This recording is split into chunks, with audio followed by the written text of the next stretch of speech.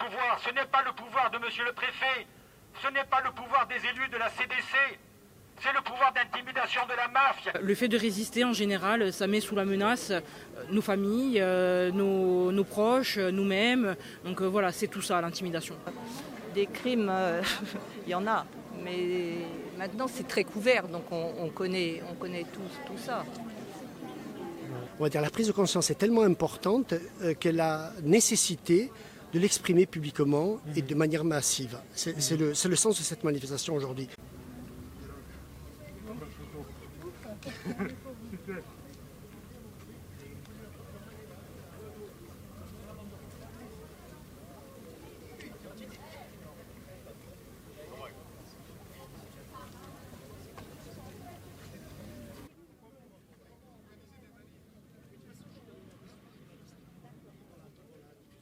Manipulé à plein.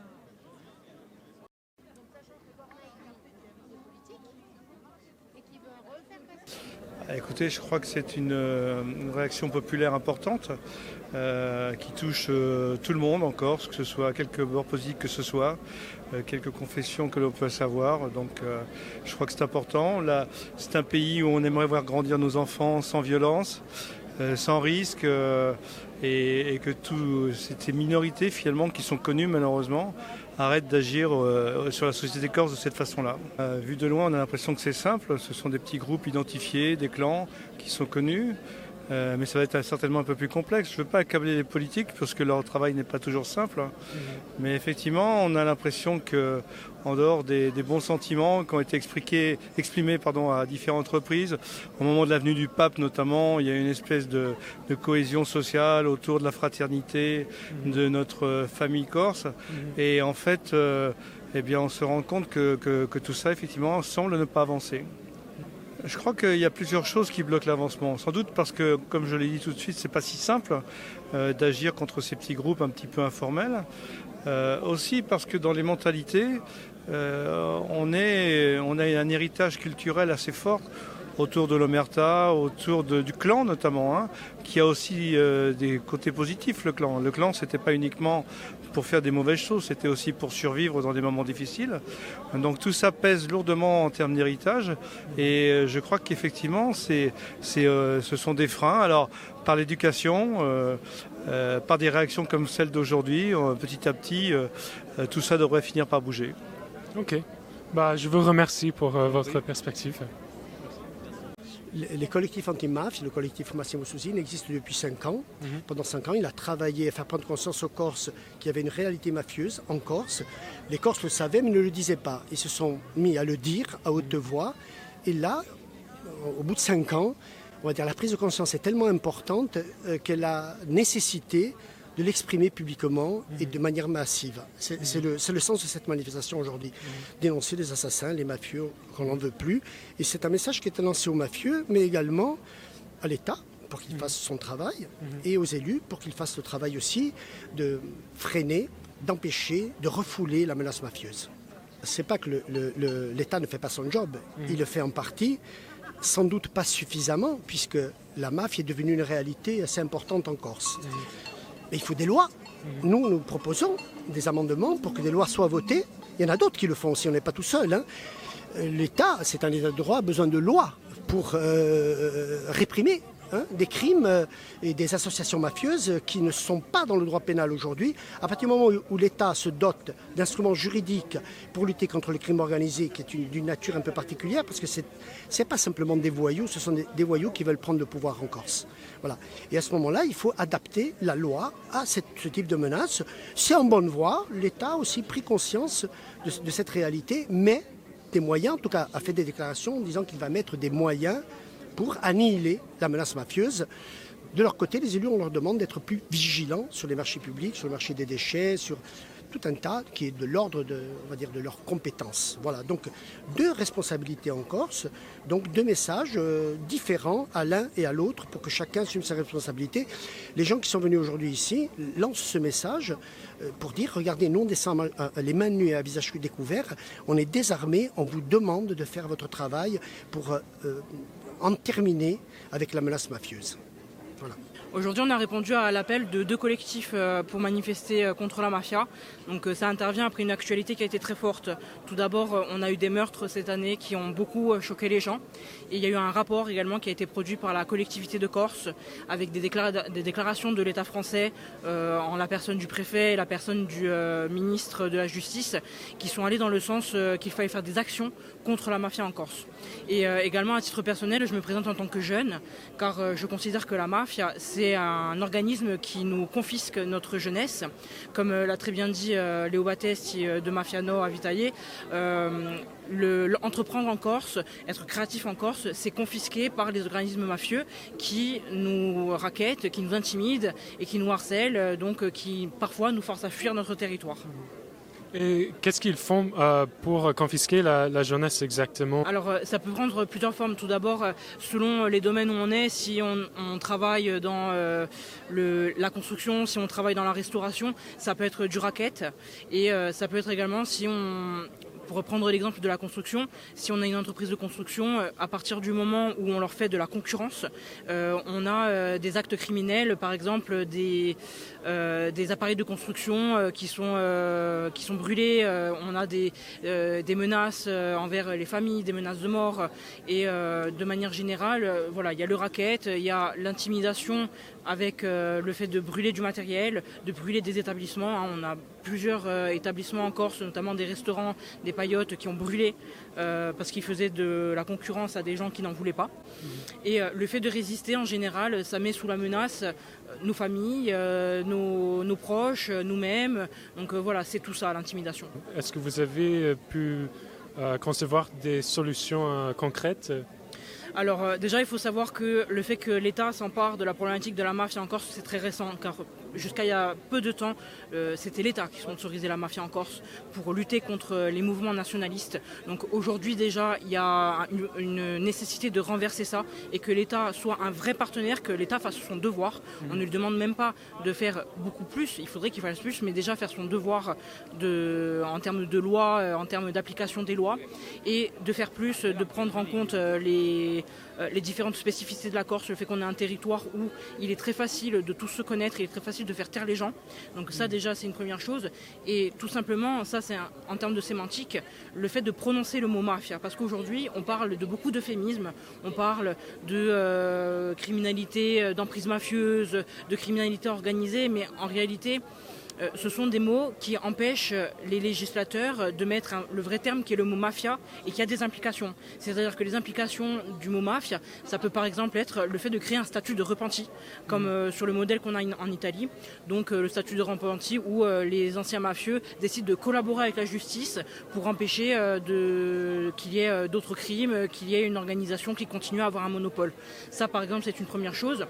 L'autre chose, c'est culturel. On est un des départements les plus pauvres de France. On est forcément une population à risque, avec des jeunes qui parfois n'ont rien d'autre comme avenir que l'argent facile qu'on leur promet. Parfois même, ils sont utilisés par les mafieux et ensuite jetés comme des Kleenex, comme on a pu l'entendre dans le discours.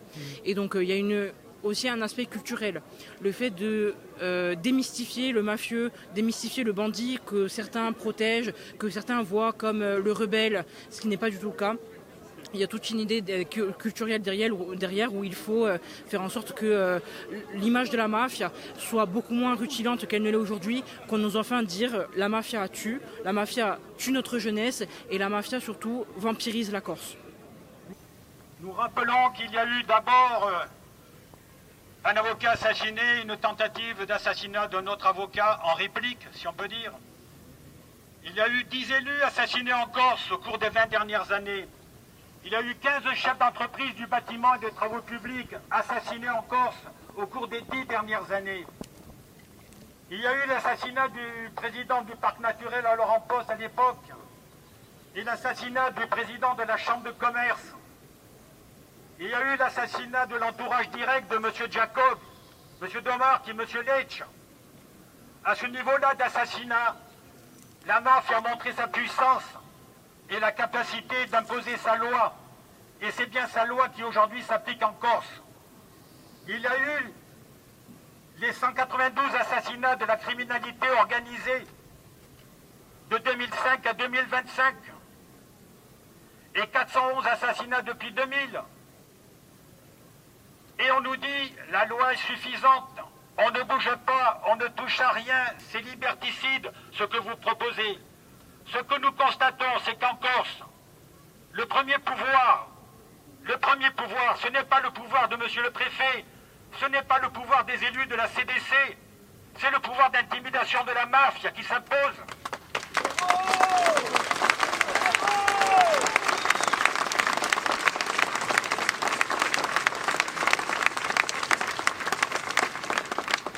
C'est quoi le prix de la vie en Corse? Aujourd'hui, ce n'est pas grand-chose. On s'habitue aux incendies criminels. Les incendies criminels, par exemple, ont détruit 80 restaurants en 10 ans. Ça fait maintenant le bas de page dans Corse Matin, pratiquement. On s'habitue aux incendies criminels des engins de chantier, parce que certains chefs d'entreprise résistent encore aux raquettes. Et quand les incendies cessent, on peut légitimement se demander s'ils ont ou non cédé aux raquettes. Autrement dit, en Corse, ce qui domine, c'est à la fois la violence physique qu'impose la mafia et ses conséquences. En Sicile, grâce au statut de repenti, des dizaines de personnes ne sont pas devenues des assassins. C'est un résultat aussi remarquable. Empêcher par la loi des personnes de devenir des assassins, ça nous semble remarquable et ça nous manque cruellement en Corse. Ça nous manque très cruellement en Corse. Soit on se couche et la mafia a gagné. Et la mafia aura imposé sa loi, la plus liberticide qui soit. Soit en soutenant l'action de l'État, en arrêtant de chipoter par rapport à ces mesures, sous prétexte qu'elles risqueraient de porter atteinte à, vu le passé de l'État en Corse, etc. Soit donc on écarte, excusez-moi, ce baratin qui consiste à invoquer le passé pour refuser aujourd'hui les mesures qui s'imposent.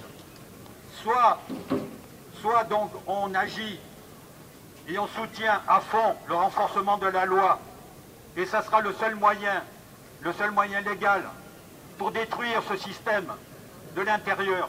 C'est que je suis venu au nom de l'État, au nom du gouvernement, vous dire que le rassemblement populaire que vous formez aujourd'hui, il a mon soutien, il a notre soutien et il peut nous donner confiance.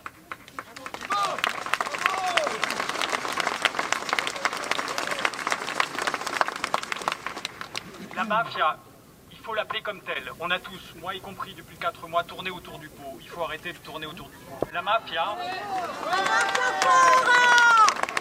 c'est pas simplement quelques personnes qui font leurs petites affaires.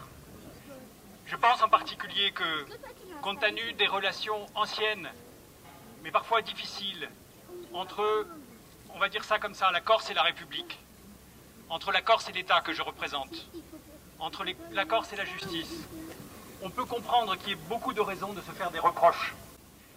Je dirais volontiers au nom de l'État tout le mal qu'on a pu faire dans le passé. Et ceux qui sont en face de moi...